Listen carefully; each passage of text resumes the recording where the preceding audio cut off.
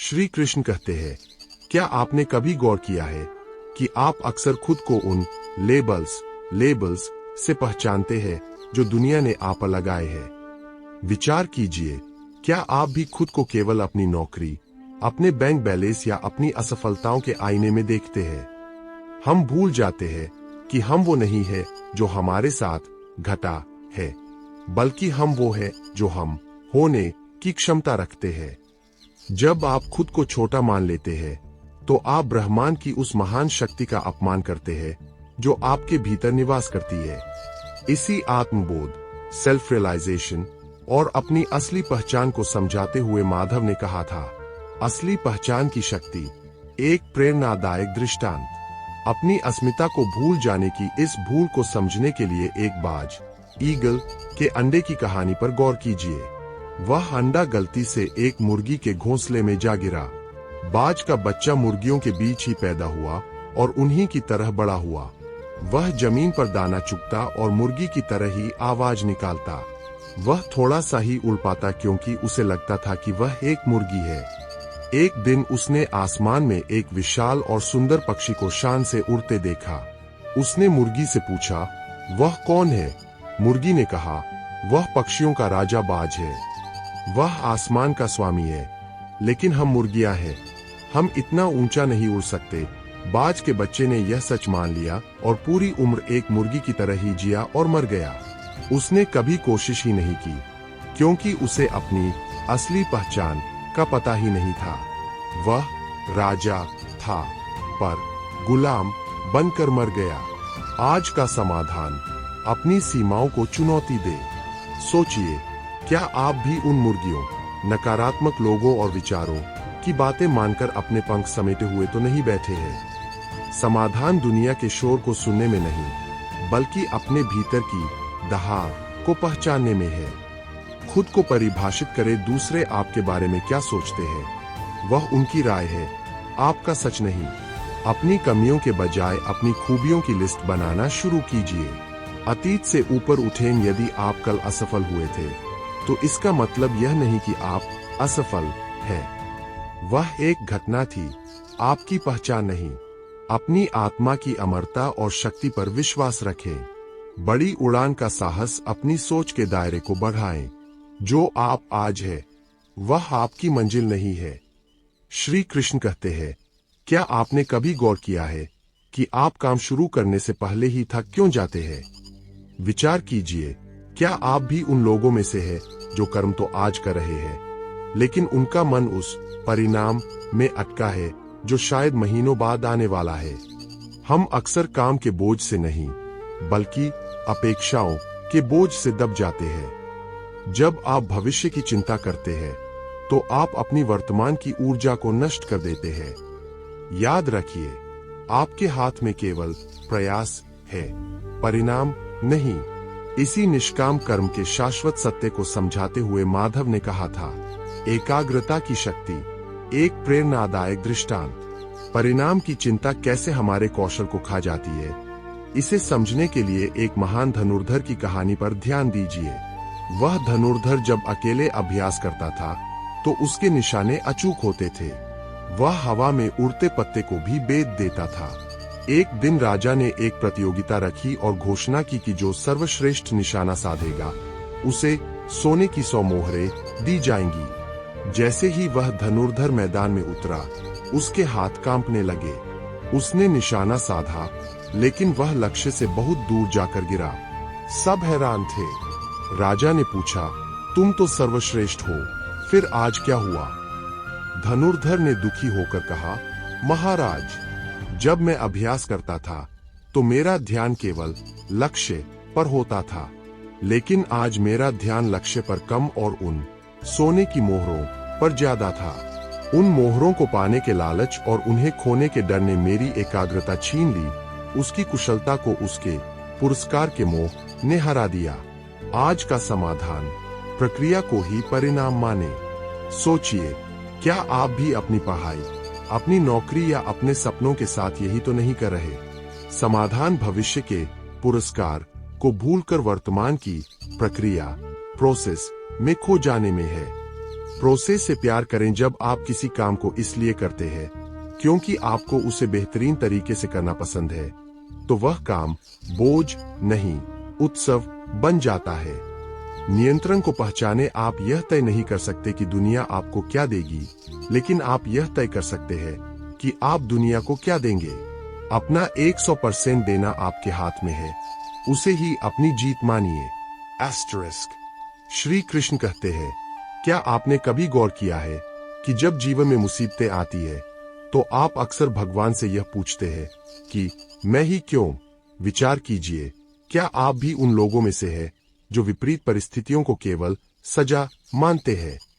हम भूल जाते हैं कि जिस तरह लोहे को आकार देने के लिए उसे आग में तपाना पड़ता है, उसी तरह जीवन की चुनौतियां हमें नष्ट करने के लिए नहीं, बल्कि हमें निखारने के लिए आती है।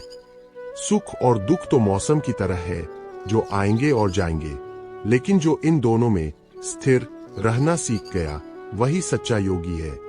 इसी तितिक्षा, एंड्योरेंस के महत्व को समझाते हुए माधव ने कहा था, चुनौतियों की शक्ति, एक प्रेरणादायक दृष्टांत। परिस्थितियों के इस प्रहार को समझने के लिए एक मूर्तिकार और दो पत्थरों की कहानी पर गौर कीजिए। एक मूर्तिकार जंगल से दो पत्थर लेकर आया। उसने पहले पत्थर पर छेनी और हथौड़े से चोट करना शुरू किया। पत्थर दर्द से चीख उठा और बोला, मुझ पर वार मत करो, मुझे बहुत दर्द हो रहा है, मुझे छोड़ दो। मूर्तिकार ने उसे छोड़ दिया। फिर उसने दूसरे पत्थर पर काम शुरू किया। उस पत्थर को भी बहुत दर्द हुआ, लेकिन उसने सब कुछ सहन किया। कुछ समय बाद वह पत्थर एक बहुत ही सुंदर और भव्य प्रतिमा, आइडल में बदल गया। उसे मंदिर में स्थापित किया गया। अब विडंबना देखिए, पहले पत्थर को, जिसने दर्द सहने से मना कर दिया था, मंदिर की सीढ़ियों पर रख दिया गया। अब हर भक्त उस पर पैर रखकर चढ़ता था, और जो दूसरा पत्थर दर्द सह गया, उसे भगवान मानकर पूजा गया। जीवन की चोटें ही तय करती है कि आप सीढ़ियों का पत्थर बनेंगे या गर्भगृह के भगवान। आज का समाधान, मुश्किलों को मेंटोर बनाए। सोचिए, क्या आप भी हथौड़े की पहली चोट, पहली असफलता से डरकर पीछे तो नहीं हट रहे? समाधान समस्याओं से भागने में नहीं, बल्कि उन्हें गले लगाकर उनसे सीखने में है। दृष्टिकोण बदले। पर्सपेक्टिव। जब भी कोई समस्या आए तो यह मत कहिए कि मेरे साथ बुरा हो रहा है, कहिए कि ईश्वर मुझे मजबूत बना रहे हैं। याद रखिए, बिना घर्षण, फ्रिक्शन के हीरा भी नहीं चमकता। अस्थायित्व को समझे, कोई भी दुख या सुख हमेशा के लिए नहीं रहता। आगमा पाइनो का अर्थ है आने और जाने वाला। श्री कृष्ण कहते हैं, क्या आपने कभी गौर किया है कि आपके पास जितना ज्यादा आता है, आप उतना ही कम महसूस क्यों करने लगते हैं? विचार कीजिए, क्या आप भी उन लोगों में से हैं जो हमेशा उस चीज के लिए रोते रहते हैं जो उनके पास नहीं है, और उस चीज को देखना भूल जाते हैं जो उनके पास है? हम अक्सर तुलना, कंपैरिजन की उस अंतहीन दौड़ में भाग रहे हैं जहां मंजिल कभी आती ही नहीं। याद रखिए, सुख बाहर की वस्तुओं में नहीं, बल्कि आपके भीतर के संतोष में है। जब आप अपनी कमियों को गिनना छोड़कर अपनी नियामतों, ब्लेसिंग्स को गिनना शुरू करते हैं, तभी आपका जीवन उत्सव बनता है।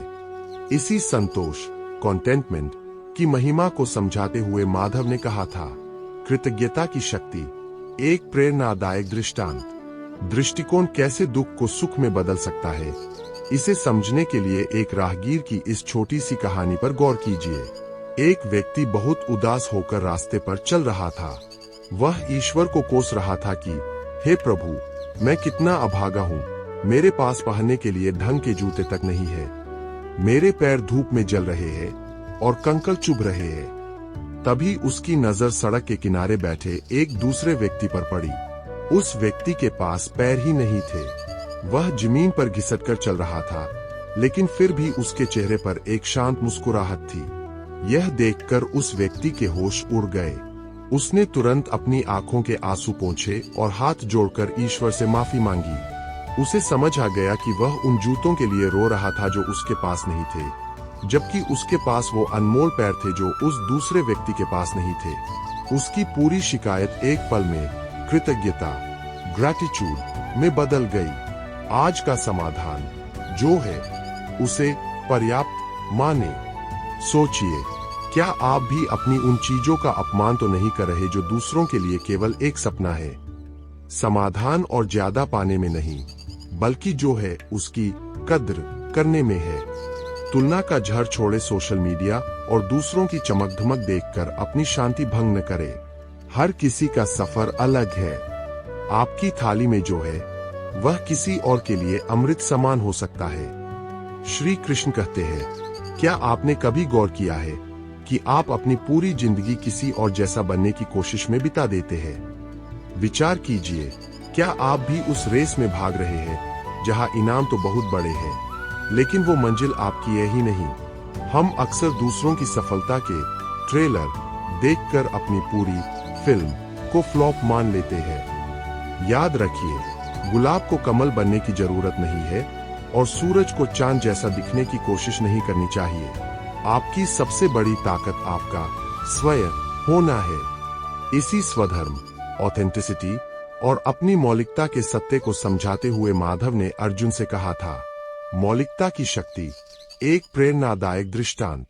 अपनी असलियत को छोड़कर दूसरों की नकल करने के अंजाम को समझने के लिए कौए और हंस की इस कहानी पर गौर कीजिए।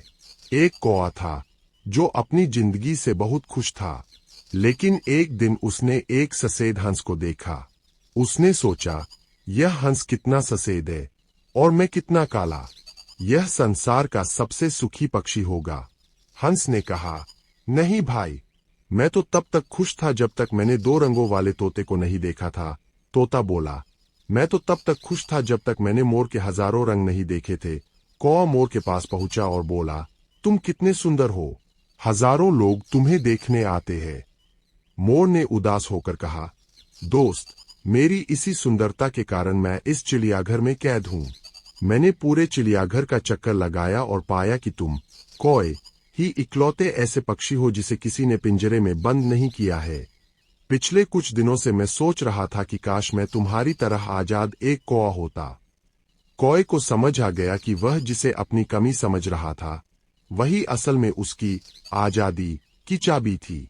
आज का समाधान, अपनी ओरिजिनल स्क्रिप्ट लिखें। सोचिए, क्या आप भी अपनी आजादी और सुकून को दूसरों की नकल के पिंजरे में तो नहीं डाल रहे? समाधान परफेक्ट होने में नहीं, बल्कि ओरिजिनल होने में है। अपनी तुलना बंद करे, तुलना खुशी का चोर है। आपकी परिस्थितियां, आपका संघर्ष और आपकी ताकत बिल्कुल अलग है। ईश्वर ने आपको एक विशेष उद्देश्य के लिए बनाया है, किसी की फोटोकॉपी बनने के लिए नहीं। स्वधर्म को पहचाने, वह काम ढूंढिए जो आपके दिल को खुशी देता है, न कि वह जो केवल समाज में रुतबा दिलाता है। श्री कृष्ण कहते हैं, क्या आपने कभी गौर किया है कि आप अपनी चिंताओं का बोझ अपने सिर पर उठाकर क्यों घूम रहे हैं, जबकि आप एक ऐसी गाड़ी में बैठे हैं जो पहले से ही चल रही है? विचार कीजिए, क्या आप भी उन लोगों में से हैं जो यह सोचते हैं कि अगर वे चिंता नहीं करेंगे तो उनका घर, उनका काम और उनका भविष्य बिखर जाएगा? हम अक्सर भूल जाते हैं कि जिस शक्ति ने हमें जन्म दिया है, जिसने हमारे जन्म से पहले ही मां के आंचल में दूध की व्यवस्था कर दी थी, क्या वह हमारे कल की व्यवस्था करना भूल जाएगी? इसी अन्य भाव और ईश्वरीय संरक्षण, डिवाइन प्रोविजन के सत्य को समझाते हुए माधव ने कहा था, भरोसे की शक्ति, एक प्रेरणादायक दृष्टांत। ईश्वर पर भरोसे के इस मर्म को समझने के लिए एक साधारण रेल यात्री की कहानी पर गौर कीजिए। एक व्यक्ति पहली बार ट्रेन में चढ़ा। उसके पास एक भारी सूटकेस था। ट्रेन में बैठने के बाद भी उसने वह भारी सूटकेस अपने सिर पर रखा हुआ था। पास बैठे एक यात्री ने हैरान होकर पूछा, भाई साहब, आप इस बोझ को नीचे क्यों नहीं रख देते? ट्रेन की सीट खाली है। उस व्यक्ति ने मासूमियत से जवाब दिया, नहीं भाई साहब, ट्रेन पहले से ही हम सबका इतना बोझ उठा रही है। मैं नहीं चाहता कि मेरे भारी सूटकेस का बोझ भी इस बेचारी ट्रेन पर पड़े, इसीलिए मैं इसे खुद उठा रहा हूं। वह यात्री हंसा और बोला, मूर्ख, चाहे तुम बोझ सिर पर रखो या नीचे, उठा तो यह ट्रेन ही रही है। सिर पर रखकर तुम केवल खुद को थका रहे हो, ट्रेन को इससे कोई फर्क नहीं पड़ रहा। ठीक यही हमारे जीवन का हाल है। यह सृष्टि रूपी ट्रेन ईश्वर चला रहे हैं, पर हम अपनी चिंताओं का सूटकेस सिर पर रखकर खुद को थका रहे हैं। आज का समाधान, योगक्षेम को ईश्वर पर छोड़े। सोचिए, क्या आप भी उस यात्री की तरह व्यर्थ का तनाव तो नहीं ढो रहे? समाधान लापरवाह होने में नहीं, बल्कि निश्चिंत होकर कर्म करने में है। चिंता और चिंतन का अंतर, चिंता आपको खोखला करती है, जबकि चिंतन, ईश्वर का ध्यान, आपको रास्ता दिखाता है। जब आप अपनी समस्या को ईश्वर को सौंप देते हैं, तो आपका दिमाग शांत हो जाता है, और शांत दिमाग ही सही निर्णय ले पाता है। भरोसा रखें, ट्रस्ट द प्रोसेस। ईश्वर आपको वह नहीं देते जो आपको चाहिए, बल्कि वह देते हैं जो आपके लिए सही है। श्री कृष्ण कहते हैं, क्या आपने कभी गौर किया है कि आपके जीवन का रिमोट कंट्रोल आपके हाथ में है, या आपकी आदतों और इच्छाओं के हाथ में? विचार कीजिए, क्या आप भी उन लोगों में से हैं जो एक पल के स्वाद, एक पल के सुख या एक पल के गुस्से के गुलाम बन जाते हैं और बाद में पछताते हैं? हम अक्सर सोचते हैं कि हम स्वतंत्र हैं, लेकिन यदि हम अपनी इंद्रियों, सेंसेस के इशारों पर नाच रहे हैं, तो हम सबसे बड़े कैदी हैं। जो अपनी इच्छाओं को काबू नहीं कर सकता, वह उस नाव की तरह है जिसे हवा कहीं भी बहा ले जाती है। इसी इंद्रिय संयम और आंतरिक शांति के मार्ग को समझाते हुए माधव ने कहा था, नियंत्रण की शक्ति, एक प्रेरणादायक दृष्टांत। इंद्रियों और मन के इस खेल को समझने के लिए रथ के रूपक, चैरियट एनालॉजी पर गौर कीजिए। कल्पना कीजिए कि आपका जीवन एक रथ है।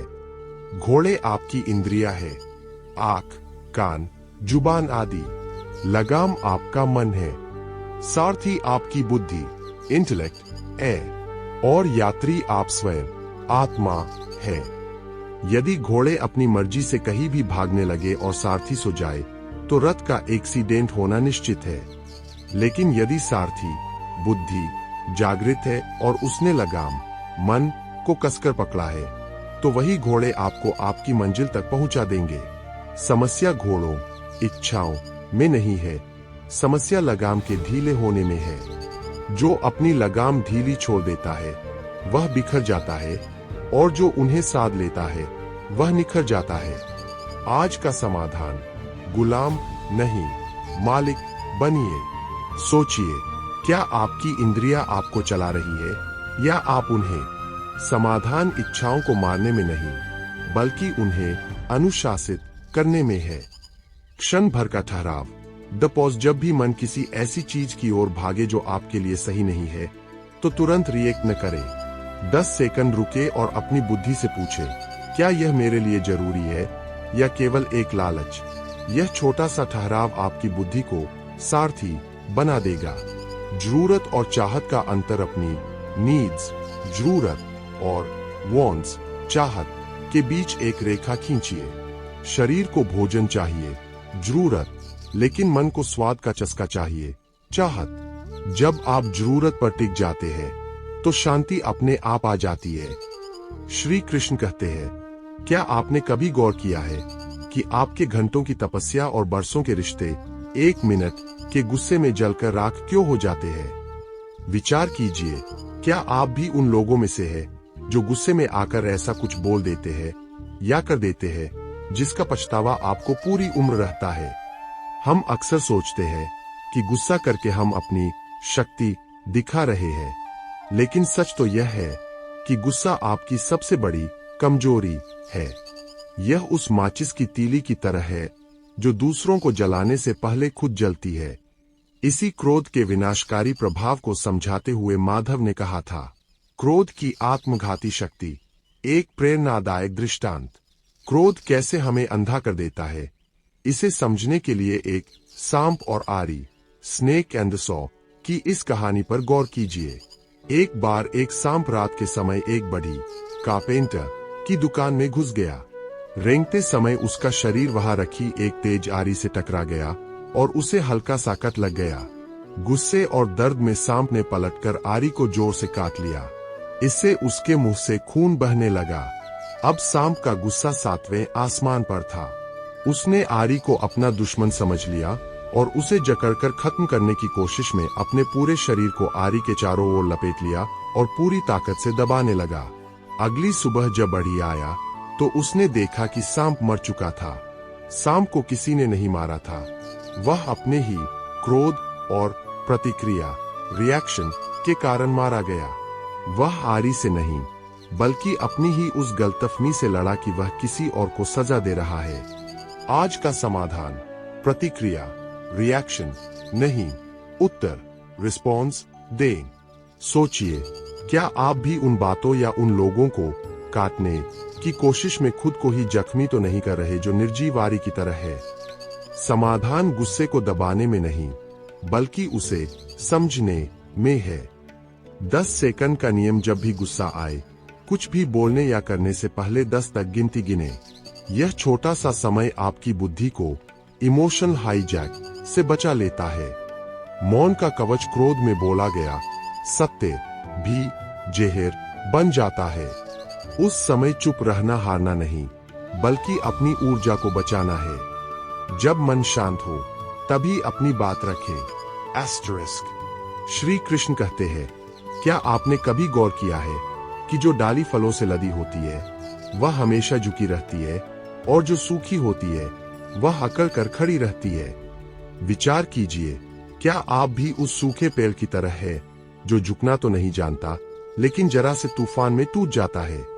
हम अक्सर सोचते हैं कि झुकना कमजोरी की निशानी है, जबकि सच तो यह है कि विनम्रता ह्यूमिलिटी वह सबसे बड़ा गुण है जो आपको महान बनाता है।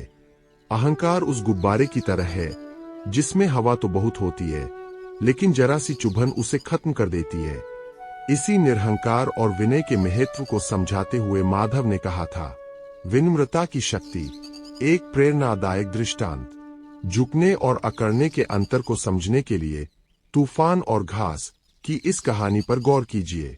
एक बार एक भयानक तूफान आया। बड़े बड़े विशाल और मजबूत पेड़ अपनी ताकत के घमंड में सीधे खड़े रहे। उन्होंने तूफान से मुकाबला करने की कोशिश की लेकिन हवा के तेज झोंकों ने उनकी जड़ें उखाड़ दीं और वे धराशायी हो गए। वहीं दूसरी ओर एक छोटी सी कोमल घास थी। जब हवा का झोंका आता वह झुक जाती, जब तूफान थमता वह फिर से खड़ी हो जाती। तूफान गुजर गया, बड़े बड़े पेड़ नष्ट हो गए लेकिन वह नन्ही घास वैसी ही हरी भरी खड़ी रही। वह इसलिए नहीं बची कि वह ताकतवर थी, वह इसलिए बची क्योंकि वह लचीली और विनम्र थी। अहंकार हमेशा टूटता है लेकिन विनम्रता हमेशा सुरक्षित रहती है। आज का समाधान मैं से हम की ओर बढ़े। सोचिए, क्या आपका अहंकार आपके रिश्तों और आपकी प्रगति के बीच की दीवार तो नहीं बन रहा? समाधान आत्मसम्मान छोड़ने में नहीं बल्कि अहंकार को त्यागने में है। श्रेय देना सीखें। Give credit. अपनी सफलता का श्रेय केवल खुद को न दे, उन लोगों के प्रति आभार व्यक्त करें जिन्होंने प्रत्यक्ष या अप्रत्यक्ष रूप से आपकी मदद की है। मैंने किया की जगह ईश्वर की कृपा से हुआ कहना शुरू करें। सीखने की वृत्ति। एक अहंकारी व्यक्ति कभी कुछ नया नहीं सीख सकता क्योंकि उसे लगता है कि वह सब जानता है। खुद को हमेशा एक विद्यार्थी की तरह रखें। याद रखिए, घड़ा तभी भरता है जब वह झरने के नीचे झुकता है। क्षमा और विनम्रता। यदि आपसे गलती हो तो माफी मांगने में संकोच न करें। श्री कृष्ण कहते हैं, क्या आपने कभी गौर किया है कि आपके जीवन की सबसे कीमती चीज क्या है? विचार कीजिए, क्या आप भी उन लोगों में से हैं जो कल की योजना बनाने में आज को गवा रहे हैं? हम अक्सर सोचते हैं कि हमारे पास बहुत समय है, लेकिन समय होता नहीं है, समय बीतता है। आलस्य और टालमटोल प्रोक्रेस्टिनेशन वह चोर है जो आपकी सफलता को आपसे पहले ही लूट लेता है। जो काम आज हो सकता है उसे कल पर छोड़ना अपनी हार को निमंत्रण देना है। इसी समय की महत्ता और कर्म की तत्परता को समझाते हुए माधव ने तामसीकर्ता के लक्षणों के बारे में कहा था। समय की शक्ति एक प्रेरणादायक दृष्टांत। समय की कीमत और कल के धोखे को समझने के लिए महाराज युधिष्ठिर और भीम का यह प्रसंग सुनिए। एक बार एक याचक भिखारी दान मांगने के लिए महाराज युधिष्ठिर के पास आया। उस समय युधिष्ठिर किसी जरूरी काम में व्यस्त थे। उन्होंने याचक से कहा, तुम कल आना, मैं तुम्हें कल दान दूंगा। याचक चला गया, लेकिन पास खड़े भीम यह सुनकर जोर जोर से नगर में ढोल बजाने लगे और उत्सव मनाने लगे। युधिष्ठिर ने हैरान होकर पूछा, भीम, यह विजय उत्सव किस लिए? भीम ने मुस्कुराकर कहा, भ्राता, आज आपने काल, समय पर विजय प्राप्त कर ली है। आपको यह पक्का विश्वास है कि आप कल तक जीवित रहेंगे और वह याचक भी कल तक जीवित रहेगा। आपके पास कल है। यह जानकर मैं बहुत खुश हूँ। युधिष्ठिर को अपनी भूल समझ आ गई। उन्होंने तुरंत उस याचक को वापस बुलाया और उसी समय दान देकर विदा किया। कल कभी नहीं आता, जो है वह केवल आज है। आज का समाधान, कल के जाल से बाहर निकले। सोचिए, क्या आप भी अपनी प्रगति को कल की बैसाखियों पर तो नहीं छोड़ रहे? समाधान इंतजार करने में नहीं, बल्कि आरंभ करने में है। दीर्घसूत्रता का त्याग, एंड प्रोक्रेस्टिनेशन। दीर्घसूत्री वह व्यक्ति है जो छोटे से काम को भी हफ्तों तक खींचता है। यदि कोई काम 2 मिनट में हो सकता है तो उसे अभी करें। पूर्णता की प्रतीक्षा न करें। Don't wait for perfection. हम अक्सर सोचते हैं कि जब सही समय आएगा तब शुरू करूंगा।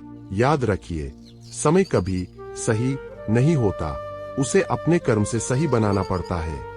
अधूरा प्रयास शून्य प्रयास से कहीं बेहतर है। Asterisk asterisk. श्री कृष्ण कहते हैं, क्या आपने कभी गौर किया है कि आपके भीतर इतनी शक्ति होने के बावजूद आप बीच रास्ते में क्यों रुक जाते हैं? विचार कीजिए, क्या आप भी उन लोगों में से हैं जो हर नए दिन एक नया लक्ष्य बनाते हैं और शाम होते होते उसे भूल जाते हैं?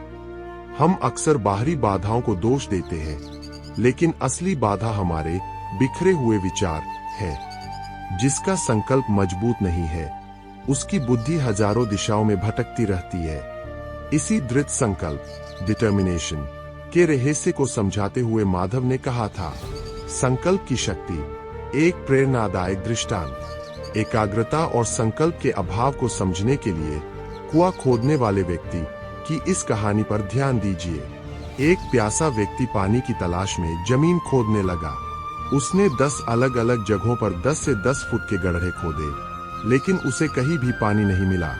वह थक गया और निराश होकर ईश्वर को कोसने लगा कि इस जमीन में तो पानी ही नहीं है। तभी वहां से एक ज्ञानी व्यक्ति गुजरा। उसने उन 10 गड्ढों को देखा और कहा, पुत्र, तुमने अपनी ऊर्जा और समय को 10 दिशाओं में बांट दिया। यदि तुम यही 100 फुट का श्रम एक ही जगह पर करते तो अब तक तुम्हें शीतल जल मिल गया होता।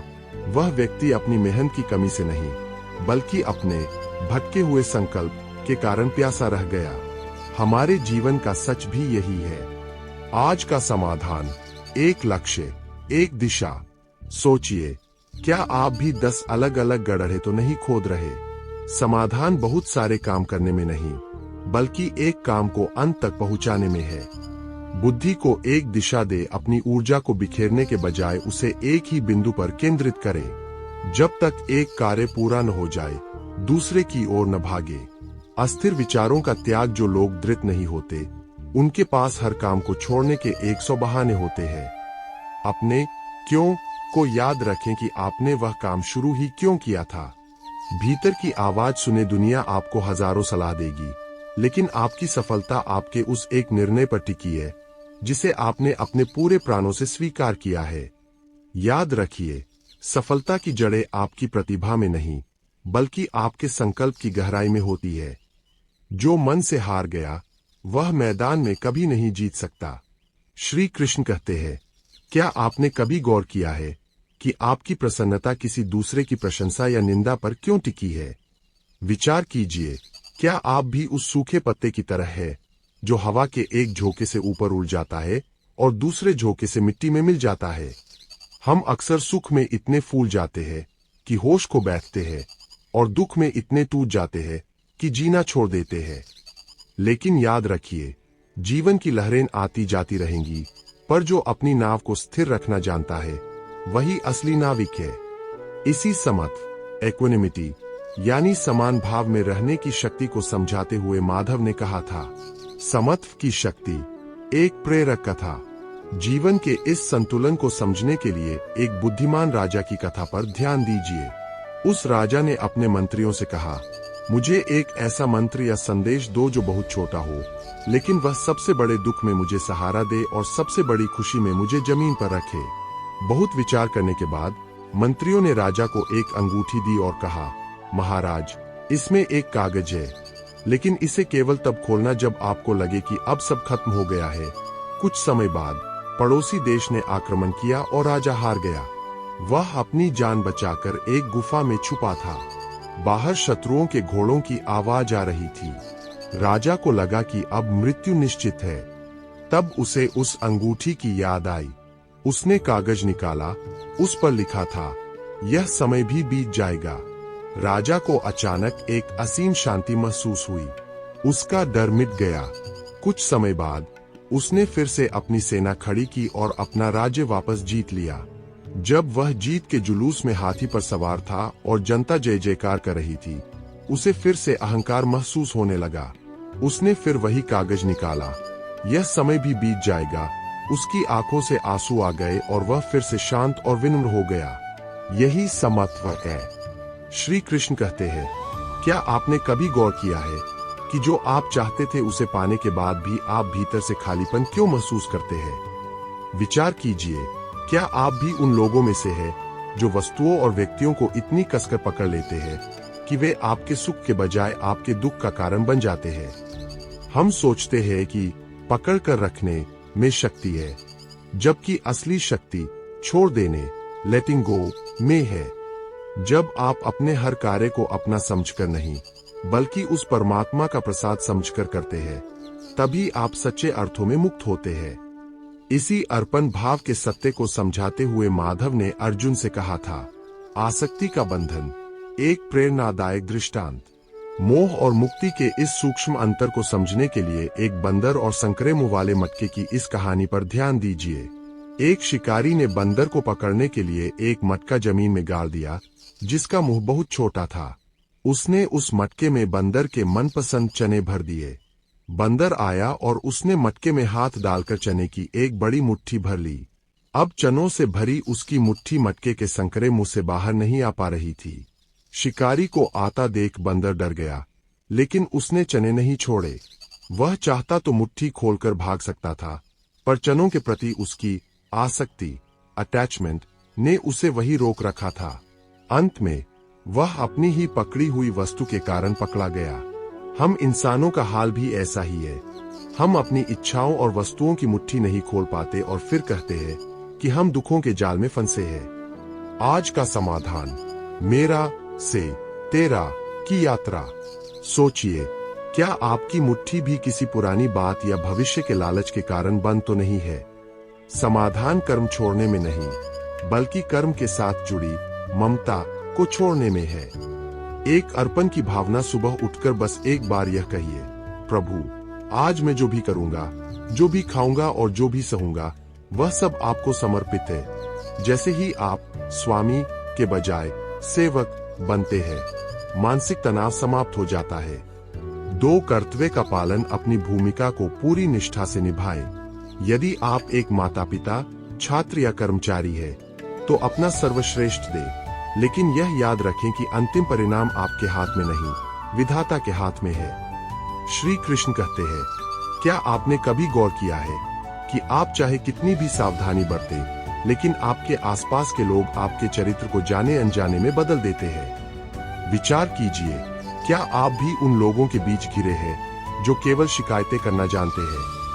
हम सोचते हैं कि हम इतने मजबूत हैं कि कोई हमें प्रभावित नहीं कर सकता, लेकिन एक सड़ा हुआ संतरा पूरी टोकरी को खराब करने की शक्ति रखता है।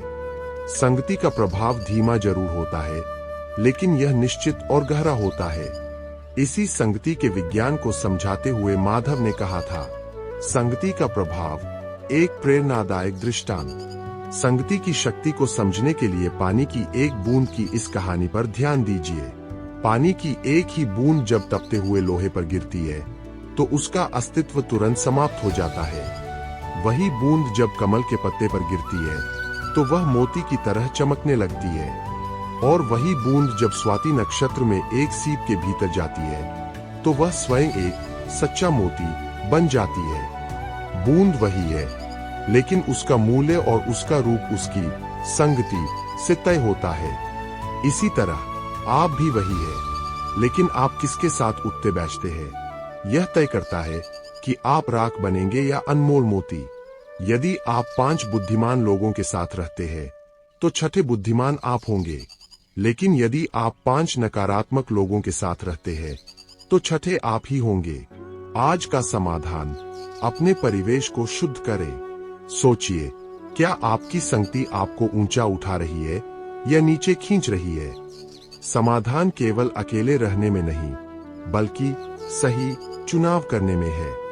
एक ऊर्जा का चयन उन लोगों के साथ समय बिताएं जो आपको प्रेरित करते हैं, जो आपके सपनों का मजाक नहीं उड़ाते बल्कि आपको आगे बढ़ने का साहस देते हैं। 2 सत्संग और स्वाध्याय। यदि आपके आसपास अच्छे लोग नहीं हैं, तो महान संतों की वाणी और श्रेष्ठ पुस्तकों को अपना मित्र बनाइए।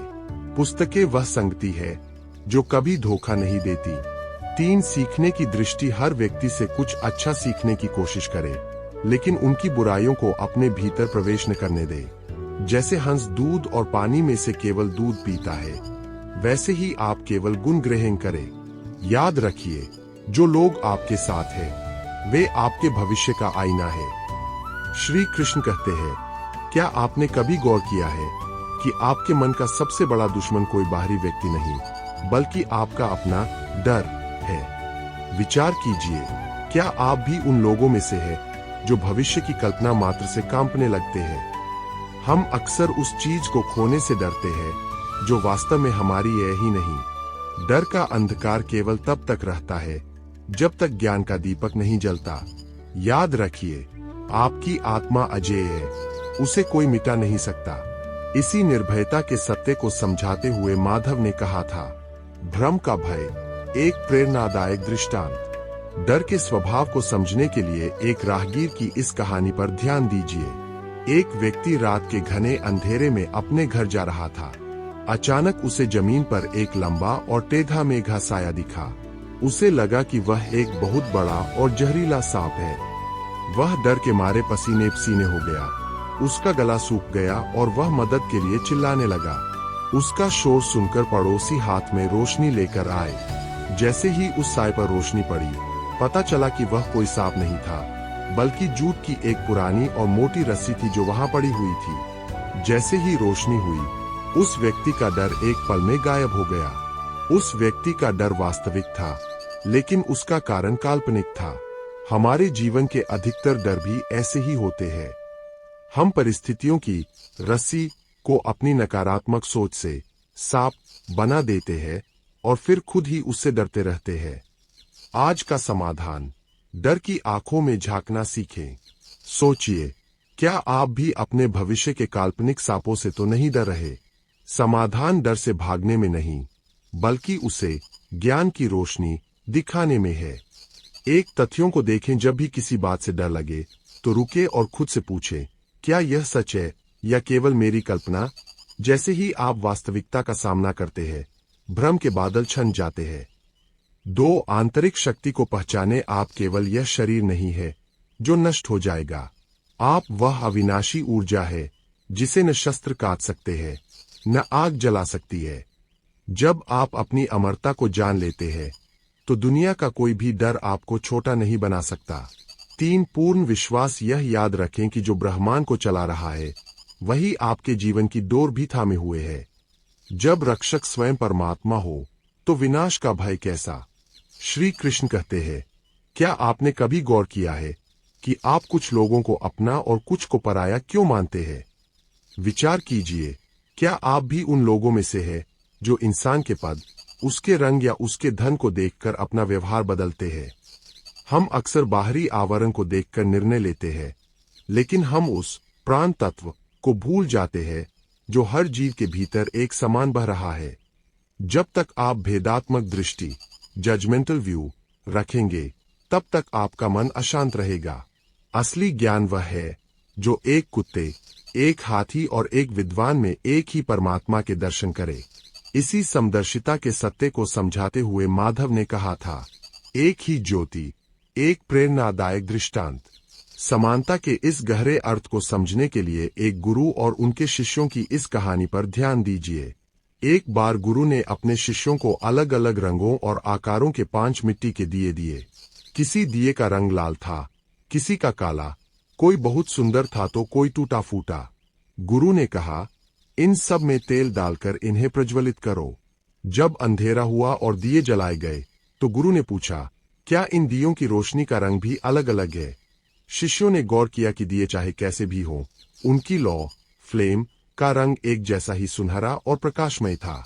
गुरु ने समझाया, ठीक इसी तरह मनुष्य का शरीर केवल एक मिट्टी का पात्र है। कोई सुंदर है, कोई कुरूप, कोई अमीर है तो कोई गरीब, लेकिन सबके भीतर जलने वाली आत्मा की ज्योति एक ही है। जब आप पात्र को नहीं बल्कि ज्योति को देखते हैं, तभी आप समदर्शी बनते हैं। आज का समाधान, भेद की दीवारों को गिराएं। सोचिए, क्या आप भी केवल पात्र को देखकर लोगों से नफरत या प्रेम तो नहीं कर रहे? समाधान केवल दया करने में नहीं, बल्कि अपनत्व महसूस करने में है। एक आंतरिक जुड़ाव किसी से भी मिलते समय यह याद रखें कि उसके भीतर भी वही परमात्मा बैठा है जो आपके भीतर है। जब आप दूसरों में खुद को देखते हैं तो घृणा और ईर्ष्या स्वतः समाप्त हो जाती है। दो समान व्यवहार समाज में किसी के पद या प्रतिष्ठा को देखकर अपनी विनम्रता को न बदलें। एक सफाई कर्मचारी और एक बड़े अधिकारी, दोनों के प्रति आपके मन में समान सम्मान होना चाहिए। श्री कृष्ण कहते हैं, क्या आपने कभी गौर किया है कि आपके द्वारा बोले गए कुछ शब्द किसी के मुरझाए हुए चेहरे पर मुस्कुराहट ला देते हैं, जबकि कुछ शब्द किसी के हंसते हुए जीवन को उजाड़ देते हैं?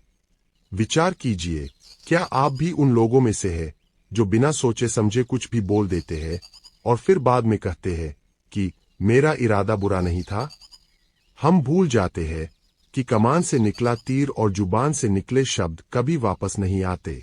आपकी वाणी ही तय करती है कि दुनिया आपको एक औषधि की तरह देखेगी या एक जहर की तरह। इसी वाणी की तपस्या के सत्य को समझाते हुए माधव ने कहा था, वाणी का घाव, एक प्रेरणादायक दृष्टांत। शब्दों की शक्ति और उनके प्रभाव को समझने के लिए एक बालक और उसके पिता की इस कहानी पर ध्यान दीजिए। एक लड़का बहुत गुस्सैल था और अक्सर दूसरों को कड़वे शब्द बोल देता था। उसके पिता ने उसे एक तरकीब सुझाई। उन्होंने लड़के को एक हथौड़ा और कीले दी और कहा, जब भी तुम्हें गुस्सा आए और तुम किसी को बुरा बोलना चाहो तो इस लकड़ी की बाड़ फेंस में एक कील ठोक देना। पहले दिन लड़के ने 20 कीलें ठोकी। धीरे धीरे उसने अपने शब्दों पर काबू पाना सीखा और कीलें ठोकना कम कर दिया। अंत में एक दिन ऐसा आया जब उसने एक भी कील नहीं ठोकी। पिता ने कहा, अब हर उस दिन जब तुम अपनी वाणी पर संयम रखो, एक एक कील बाहर निकाल दो। जब सारी कीलें निकल गईं, तो पिता उसे उस बाड़ के पास ले गए और बोले, पुत्र, तुमने बहुत अच्छा काम किया, लेकिन देखो, कीलें तो निकल गई है, पर लकड़ी में छेद हमेशा के लिए रह गए हैं। कड़वे शब्द भी ऐसे ही होते हैं। जब तुम किसी को बुरा बोलते हो तो उसके मन पर ऐसा ही एक घाव हो जाता है। तुम बाद में माफी तो मांग सकते हो, लेकिन वह घाव का निशान कभी नहीं मिटता। आज का समाधान, अपनी वाणी को औषधि बनाए।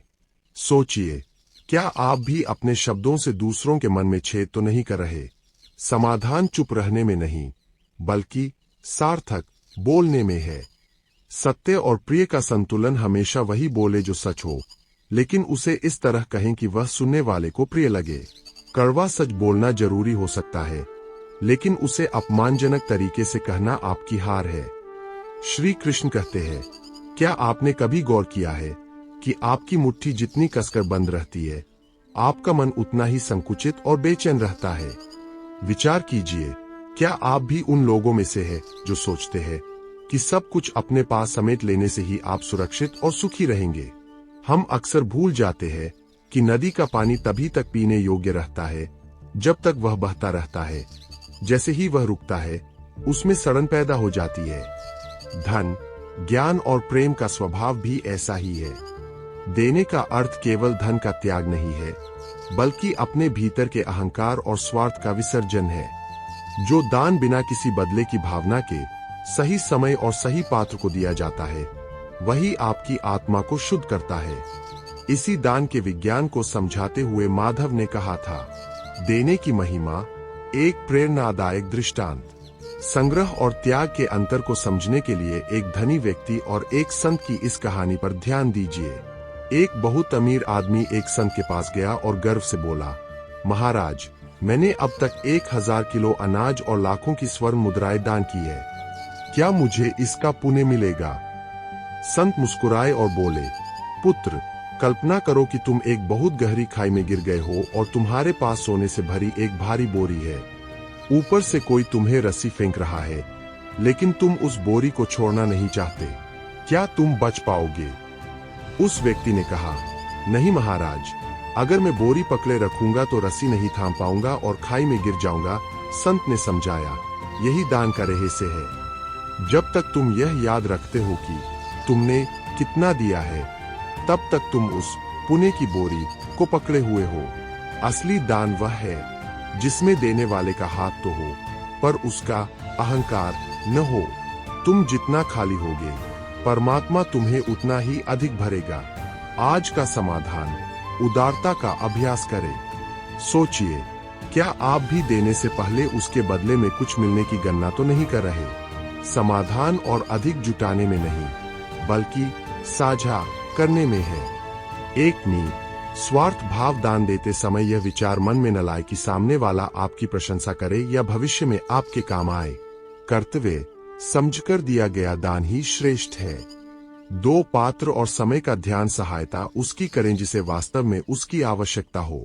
श्री कृष्ण कहते हैं, क्या आपने कभी गौर किया है कि आप पूरी दुनिया को तो जीतना चाहते हैं, लेकिन अपने ही विचारों से हार जाते हैं? विचार कीजिए, क्या आप भी उन लोगों में से हैं जो बिस्तर पर तो शांति से लेटे हैं, लेकिन जिनके भीतर विचारों का एक भयंकर युद्ध चल रहा है? हम अक्सर दूसरों को अपना शत्रु मानते हैं, लेकिन सच तो यह है कि आपका अपना अशांत मन आपका सबसे बड़ा शत्रु है। यदि आप अपने मन को नहीं चलाएंगे, तो वह आपको चलाएगा, और यकीन मानिए, उसे सही रास्ता नहीं पता। इसी मन पर विजय के रहस्य को समझाते हुए माधव ने कहा था, मन की चंचलता, एक प्रेरणादायक दृष्टांत। मन की शक्ति और उसके भटकाव को समझने के लिए एक राजा और एक सन्यासी की इस कहानी पर ध्यान दीजिए। राजा ने सन्यासी से पूछा, महाराज, मैं पूरी दुनिया का स्वामी हूँ, फिर भी मैं अपने मन को 1 मिनट के लिए भी स्थिर क्यों नहीं कर पाता? सन्यासी ने राजा को पानी से भरा एक कटोरा दिया और कहा, इस कटोरे को लेकर पूरे नगर का चक्कर लगाओ, लेकिन शर्त यह है कि इसमें से पानी की एक बूंद भी नीचे नहीं गिरनी चाहिए। यदि पानी गिरा तो तुम हार जाओगे। राजा ने चुनौती स्वीकार की। वह पूरे नगर में घूमा और वापस आया। एक बूंद भी पानी नहीं गिरा था। सन्यासी ने पूछा, जब तुम नगर में घूम रहे थे तो तुमने क्या क्या देखा? बाजार में क्या बिक रहा था? कौन नाच रहा था? राजा ने कहा, महाराज, मैंने कुछ नहीं देखा। मेरा पूरा ध्यान केवल उस पानी की बूंद पर था। सन्यासी मुस्कुराए और बोले, यही मन का सत्य है। जब लक्ष्य इतना गहरा हो कि आपको आसपास का शोर सुनाई न दे, तभी मन वश में होता है। तुम्हारा मन इसलिए भटकता है क्योंकि तुमने उसे कोई बड़ा लक्ष्य या ईश्वर का आश्रय नहीं दिया है।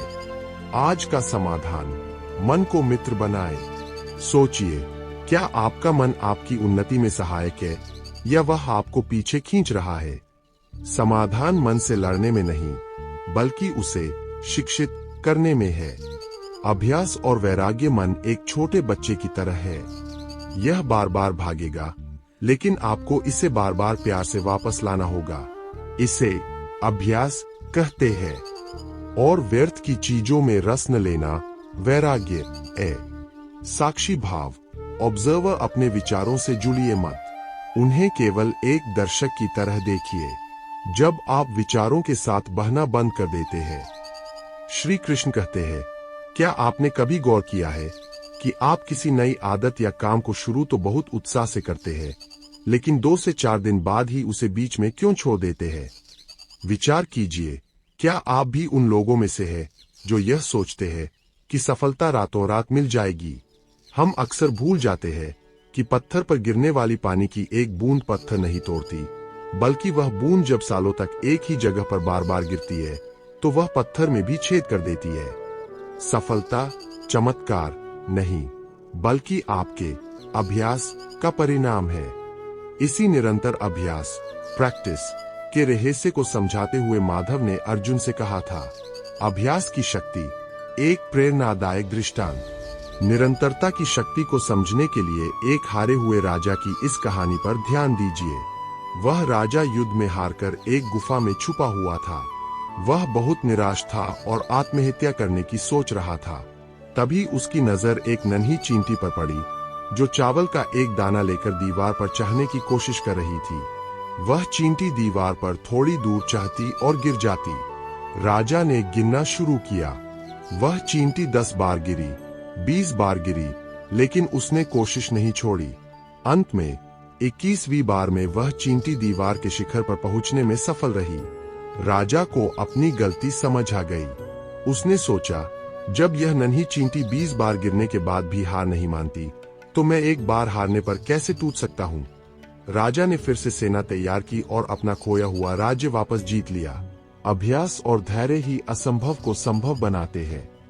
आज का समाधान, रुकिए मत, चलते रहिए। सोचिए, क्या आप भी 1 से 2 बार की असफलता से डरकर अपना रास्ता तो नहीं बदल रहे। समाधान तेज दौड़ने में नहीं, बल्कि लगातार चलने में है। एक 21 दिन का नियम किसी भी नए काम को कम से कम 21 दिन तक बिना रुके करें।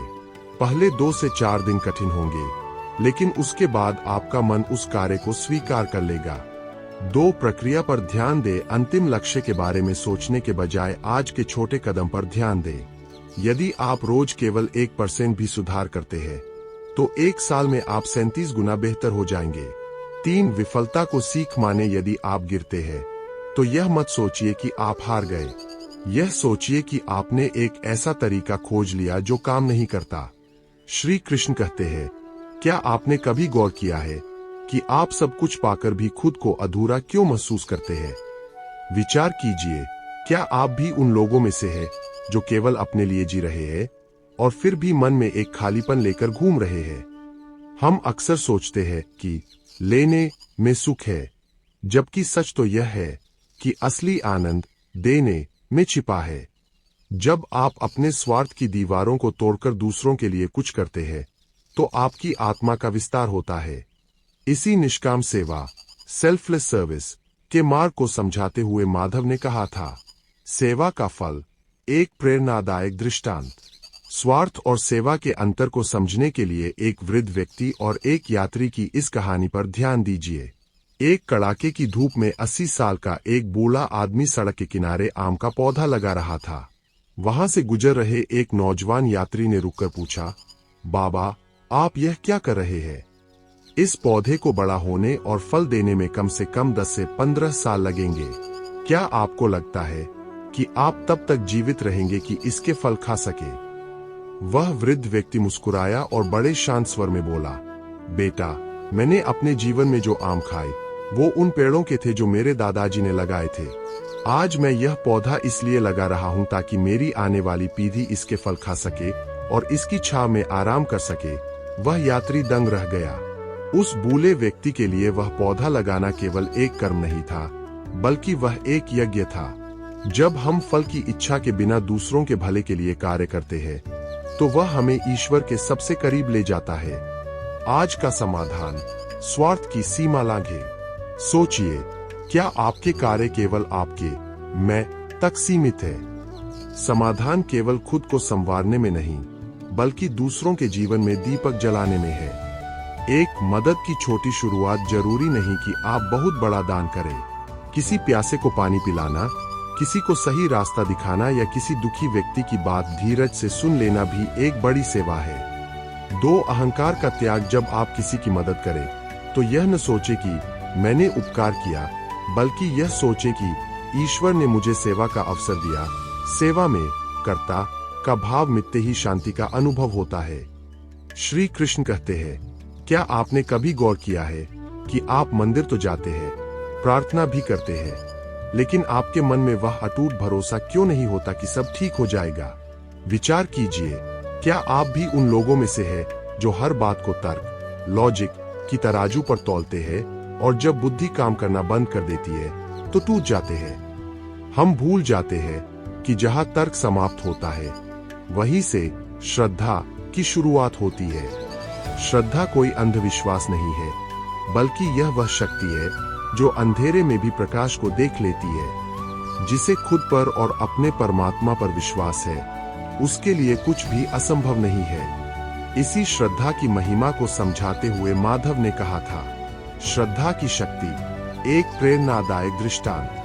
विश्वास के इस चमत्कार को समझने के लिए एक छोटे बालक और पत्थर की मूर्ति की इस कहानी पर ध्यान दीजिए। एक गांव में एक छोटा बालक रहता था। उसकी मां ने उससे कहा, बेटा, यह ठाकुर जी की मूर्ति है, इन्हें जो भी भोग लगाओगे ये उसे आकर ग्रहण करेंगे। बालक मासूम था। उसने थाली सजाई और मूर्ति के सामने रखकर बैठ गया। उसने पुकारा, ठाकुर जी, आइए और भोजन ग्रहण कीजिए। 1 घंटा बीता, 2 घंटे बीते, पर मूर्ति तो मूर्ति थी। बालक रोने लगा। उसने सोचा कि शायद मुझसे कोई भूल हो गई है, इसलिए भगवान नहीं आ रहे। उसने ठान लिया कि जब तक भगवान नहीं खाएंगे वह भी नहीं खाएगा। उसकी निष्पाप और अडिग श्रद्धा ने स्वर्ग को हिला दिया। अंत में साक्षात कृष्ण को एक बालक का रूप धरकर आना पड़ा और उस भोजन को ग्रहण करना पड़ा। भगवान तर्क से नहीं, केवल भाव और श्रद्धा से बंधे हैं। आज का समाधान, भरोसे की नींव मजबूत करें। सोचिए, क्या आपकी प्रार्थनाओं में वह तड़प और भरोसा है? समाधान संदेह करने में नहीं, बल्कि समर्पण करने में है। एक अति विचार, ओवरथिंकिंग का त्याग हर चीज का कारण मत ढूंढिए। कुछ बातें समय और ईश्वर पर छोड़ देना ही बुद्धिमानी है। जब आप कैसे होगा की चिंता छोड़ देते हैं, तब ईश्वरीय मार्ग खुलने लगते हैं। 2 आत्मविश्वास, अपनी क्षमताओं पर शक न करें। याद रखिए, आपके भीतर भी उसी परमात्मा का अंश है। यदि आप खुद पर भरोसा नहीं करेंगे तो संसार आप पर भरोसा क्यों करेगा? 3 सकारात्मकता का पोषण, रोज सुबह उठकर 100% यह विश्वास रखें। श्री कृष्ण कहते हैं, क्या आपने कभी गौर किया है कि आप पूरी दुनिया की खबर रखते हैं पर अपनी ही खबर लेना भूल जाते हैं? विचार कीजिए, क्या आप भी उन लोगों में से हैं जो दूसरों की गलतियां तो तुरंत पहचान लेते हैं, लेकिन अपने भीतर झांकने से डरते हैं? हम अक्सर सुख को पहाड़ों, समुद्रों और बाजारों में खोज रहे हैं, जबकि वह हमारे ही भीतर सो रहा है। याद रखिए, आप खुद ही अपने सबसे अच्छे मित्र हैं और खुद ही अपने सबसे बड़े शत्रु। यदि आप खुद को नहीं पहचानेंगे तो यह संसार आपको अपनी सुविधानुसार परिभाषित करेगा। इसी आत्मोद्धार और आत्मनिरीक्षण के सत्य को समझाते हुए माधव ने कहा था, भीतर की सुगंध, एक प्रेरणादायक दृष्टांत। स्वयं की खोज के इस मर्म को समझने के लिए कस्तूरी मृग की इस कहानी पर ध्यान दीजिए। हिमालय की वादियों में एक विशेष हिरन रहता है, जिसके भीतर से एक अत्यंत दिव्य और मनमोहक सुगंध आती है। जैसे ही वह सुगंध उस हिरन की नाक तक पहुंचती है, वह बावला हो जाता है। वह उस खुशबू को ढूंढने के लिए पागलों की तरह कभी इस झाड़ी में तो कभी उस पहाड़ पर भागता है। वह पूरी उम्र उस सुगंध के स्रोत को बाहर खोजता रहता है, थक जाता है, लहूलुहान हो जाता है, पर उसे वह खुशबू कहीं नहीं मिलती। अंत में जब वह दम तोड़ता है, तब उसे एहसास होता है कि वह सुगंध कहीं बाहर से नहीं, बल्कि उसकी अपनी ही नाभि में छिपी कस्तूरी से आ रही थी। हमारी स्थिति भी उस मृग जैसी ही है। हम आनंद बाहर खोज रहे हैं, जबकि वह हमारे सवा में स्थित है। आज का समाधान, अपनी गहराई में उतरें। सोचिए, क्या आप भी बाहरी दुनिया की दौड़ में खुद को तो नहीं खो रहे? समाधान कहीं जाने में नहीं, बल्कि लौटने में है। एक मौन संवाद, सेल्फ टॉक। दिन भर में कम से कम 10 मिनट अकेले बैठें, मोबाइल और दुनिया को दूर रखें। खुद से पूछें, आज मैंने क्या अच्छा किया और मैं कहाँ सुधार कर सकता हूँ। जब आप खुद के साथ समय बिताते हैं तो आपको अपने हर सवाल का जवाब मिलने लगता है। 2 अपनी शक्तियों को पहचाने, दूसरों की नकल करना बंद करें। आप किसी विशेष उद्देश्य के लिए इस धरती पर आए हैं। अपनी उन खूबियों को लिखें जो आपको औरों से अलग बनाती है। 3 भीतर का प्रकाश। मेडिटेशन ध्यान का अर्थ केवल आंखें बंद करना नहीं है। श्री कृष्ण कहते हैं, क्या आपने कभी गौर किया है कि आप बदलाव, चेंज से इतना क्यों डरते हैं? विचार कीजिए, क्या आप भी उन लोगों में से हैं जो पुरानी यादों, पुराने दुखों और पुराने रिश्तों को इसलिए पकड़े रहते हैं क्योंकि आपको अंत से डर लगता है? हम भूल जाते हैं कि इस संसार में कुछ भी स्थिर नहीं है। जिसे आप अंत समझते हैं, वह वास्तव में किसी नई और सुंदर शुरुआत का द्वार है। जैसे पुराने वस्त्रों को त्याग कर नए वस्त्र धारण किए जाते हैं, वैसे ही यह जीवन भी निरंतर बदलता रहता है। इसी परिवर्तन और आत्मा की अमरता के सत्य को समझाते हुए माधव ने कहा था, परिवर्तन की शक्ति, एक प्रेरणादायक दृष्टांत। बदलाव के इस नियम को समझने के लिए सांप और उसकी केंचुली, स्किन शेडिंग की इस कहानी पर ध्यान दीजिए। एक बार एक सांप बहुत बीमार और सुस्त महसूस कर रहा था। उसे अपनी त्वचा बहुत भारी और पुरानी लगने लगी थी, जिससे उसे हिलने डुलने में भी कष्ट होता था। उसे पता था कि उसे अपनी पुरानी त्वचा को त्यागना होगा। यह प्रक्रिया बहुत कठिन और दर्दनाक थी। उसे खुद को पत्थरों और कांटों से रगड़ना पड़ा ताकि वह पुरानी परत उतर सके। लेकिन जैसे ही उसने वह पुरानी केंचुली छोड़ी, वह एक नए और चमकदार रूप में बाहर आया। अब उसके भीतर नई ऊर्जा थी और वह फिर से तेजी से भाग सकता था।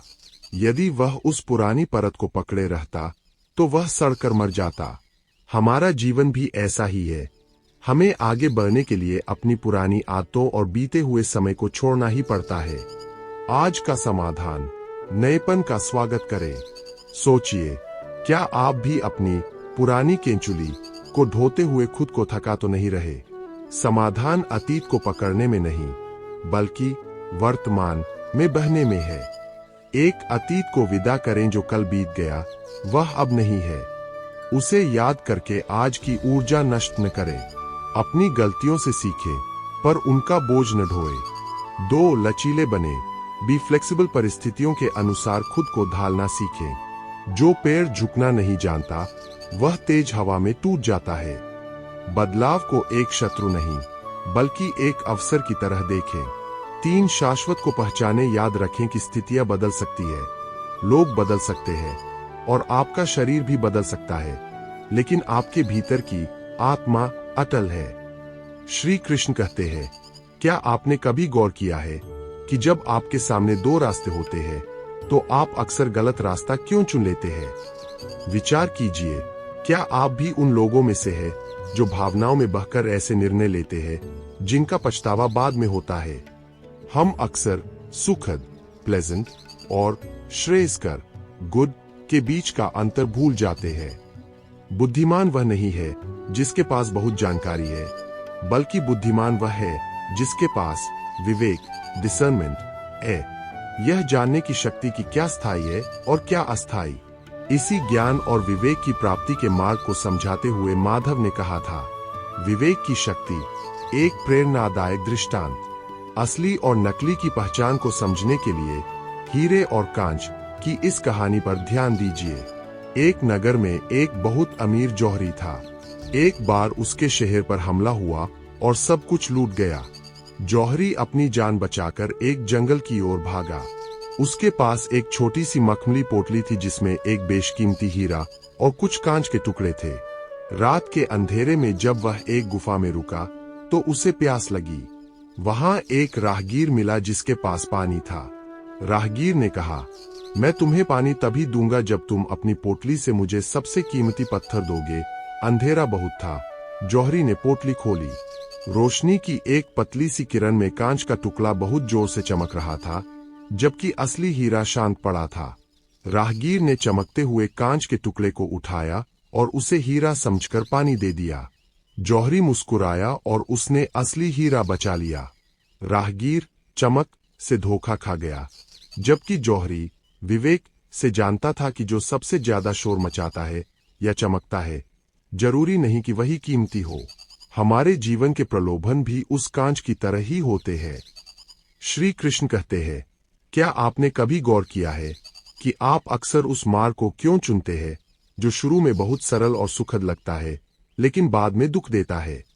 विचार कीजिए, क्या आप भी उन लोगों में से हैं जो तात्कालिक सुख, इंस्टेंट ग्रेटिफिकेशन के पीछे भागते हैं और उस कड़ी मेहनत से बचते हैं जो भविष्य को उज्जवल बना सकती है।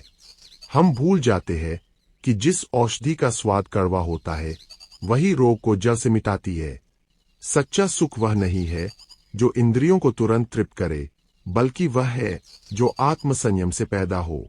इसी सात्विक सुख और अनुशासन के सत्य को समझाते हुए माधव ने कहा था, संघर्ष का अमृत, एक प्रेरणादायक दृष्टांत। शुरुआती कठिनाई और अंत में मिलने वाले सुख को समझने के लिए दो बीजों की इस कहानी पर ध्यान दीजिए। दो बीज एक उपजाऊ मिट्टी में पास पास पड़े थे। पहले बीज ने कहा, मैं बड़ा होना चाहता हूं, मैं अपनी जड़ें मिट्टी की गहराई में भेजना चाहता हूं और अपनी कोपलों को ऊपर की ओर ले जाना चाहता हूं। मैं सूरज की गर्मी और ओस की बूंदों को महसूस करना चाहता हूं। उसने संघर्ष किया, मिट्टी की परतों को चीरा और वह एक विशाल वृक्ष बन गया जिस पर सुंदर फूल और फल लगे। दूसरे बीज ने कहा, मुझे डर लगता है, अगर मैंने अपनी जड़ें नीचे भेजी तो पता नहीं अंधेरे में क्या होगा। अगर मैंने मिट्टी को चीरने की कोशिश की तो मेरी कोमल कलियां टूट सकती है। मैं इंतजार करूंगा जब तक कि सब कुछ सुरक्षित न हो जाए। वह बीज वहीं पड़ा रहा। कुछ समय बाद वहां से एक मुर्गी गुजरी और उसने उस बीज को दाना समझकर चुग लिया। जो संघर्ष से डरा उसका अस्तित्व समाप्त हो गया और जो विष जैसा संघर्ष सह गया वह अमृत रूपी वृक्ष बन गया। आज का समाधान, कठिन को चुने, सुविधा को नहीं। सोचिए, क्या आप भी उस दूसरे बीज की तरह सुरक्षा और आराम के मोह में अपनी प्रगति तो नहीं रोक रहे? समाधान हार मानने में नहीं, बल्कि तप को स्वीकार करने में है। एक शुरुआती कड़वाहट से न डरे कोई भी नई आदत, पढ़ाई या व्यायाम शुरू में विष जैसा ही लगेगा। आपका मन बहाने बनाएगा, शरीर साथ नहीं देगा। लेकिन याद रखें, यह कड़वाहट केवल कुछ समय की है। दो दूरगामी दृष्टि, लॉन्ग टर्म विजन। जब भी आलस आए तो खुद से पूछे, जो मैं आज कर रहा हूं क्या वह मुझे कल वहां पहुंचाएगा? श्री कृष्ण कहते हैं, क्या आपने कभी गौर किया है कि आप अक्सर यह सोचकर पीछे हट जाते हैं कि आपके पास ईश्वर या समाज को देने के लिए कुछ बहुत बड़ा नहीं है? विचार कीजिए, क्या आप भी उन लोगों में से हैं जो यह मानते हैं कि महानता केवल बड़े संसाधनों, धन या ऊंचे पदों से ही आती है? हम भूल जाते हैं कि परमात्मा को आपके उपहारों की कीमत से कोई सरोकार नहीं है। उन्हें केवल आपके भाव की भूख है। एक छोटा सा आंसू, एक सच्ची प्रार्थना या प्रेम से दिया गया एक फूल भी उस अनंत शक्ति को प्राप्त करने के लिए पर्याप्त है। इसी शुद्ध भाव और सरलता की महिमा को समझाते हुए माधव ने कहा था, भाव की शक्ति, एक प्रेरणादायक दृष्टांत। प्रेम और दिखावे के अंतर को समझने के लिए सुदामा के तंदुल पोहे की इस कथा पर ध्यान दीजिए। सुदामा अत्यंत निर्धन थे, लेकिन उनके मन में कृष्ण के लिए अगाध प्रेम था। जब वे अपने सखा कृष्ण से मिलने द्वारका पहुंचे तो उनके पास भेंट देने के लिए कुछ नहीं था, सिवाय एक फटी हुई पोटली में रखे मुट्ठी भर कच्चे चावलों, पोहों के। राजमहल की भव्यता देखकर सुदामा झिझक रहे थे। वे सोच रहे थे कि क्या त्रिलोक के स्वामी को मैं यह तुच्छ भेंट दूंगा? उन्होंने अपनी पोटली छुपाने की कोशिश की, लेकिन अंतर्यामी कृष्ण ने वह पोटली छीन ली और उन कच्चे चावलों को ऐसे स्वाद से खाया जैसे वे संसार का सबसे दिव्य व्यंजन हो। कृष्ण ने सुदामा के महलों को नहीं देखा, बल्कि उस प्रेम को देखा जो उन चावलों के कणकण में बसा था। दिखावे के 56 भोग भी उस एक मुट्ठी चावल के सामने फीके पड़ गए। आज का समाधान, हृदय की गहराई से जुड़े। सोचिए, क्या आप भी अपनी प्रार्थनाओं या कर्मों में बाहरी आडंबर, दिखावे को महत्व तो नहीं दे रहे? समाधान क्या देने में नहीं, बल्कि कैसे देने में है। एक दिखावे का त्याग करें। आप चाहे दीपक जलाएं या किसी की मदद करें, उसे विज्ञापन न बनाएं। जो कार्य गुप्त रूप से और बिना किसी अहंकार के किया जाता है, उसका फल अनंत होता है। परमात्मा आपके हृदय की धड़कन सुनते हैं, आपके शब्दों का शोर नहीं।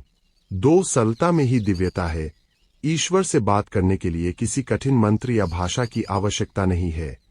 अपनी सरल भाषा में एक छोटे बालक की तरह उनसे अपने सुख दुख साझा करें।